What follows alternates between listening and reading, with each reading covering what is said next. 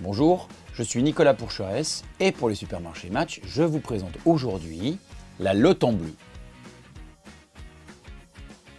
Pour 4 personnes, 800 g de lotte entière, 100 g de roquefort, 50 g de beurre, 2 décilitres d'huile d'olive, 200 g de mélange fruits secs, 200 g de fruits de la passion, une botte d'aneth.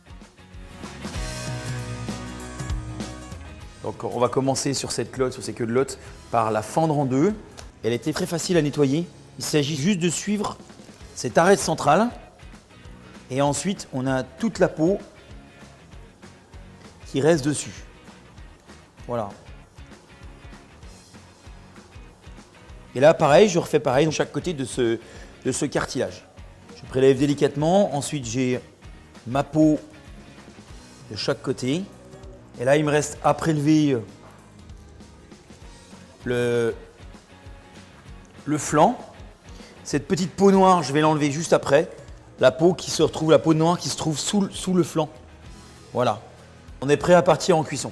Je mets en place un peu d'huile d'olive dans le fond de ma casserole. Donc on va la saisir de toutes parts. L'idée, c'est pas non plus de la graisser. Régulièrement, on va lui faire une rotation pour qu'elle cuise de toutes parts.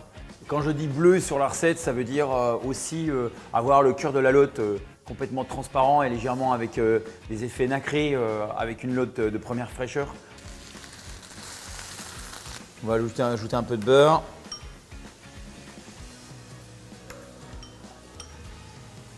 Voilà. Donc pendant que notre lotte cuit, nous allons préparer nos fruits de la passion.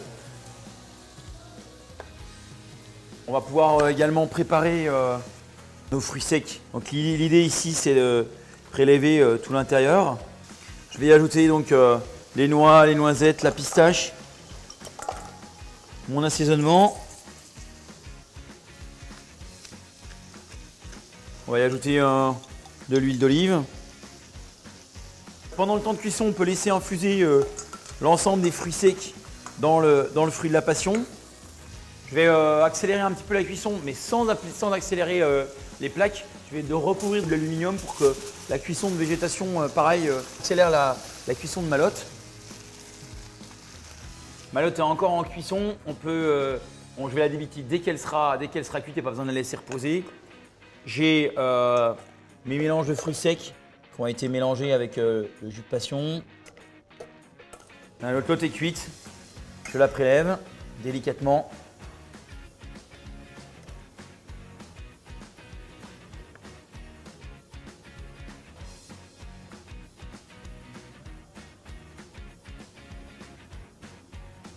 Notre assaisonnement, un petit peu d'aneth.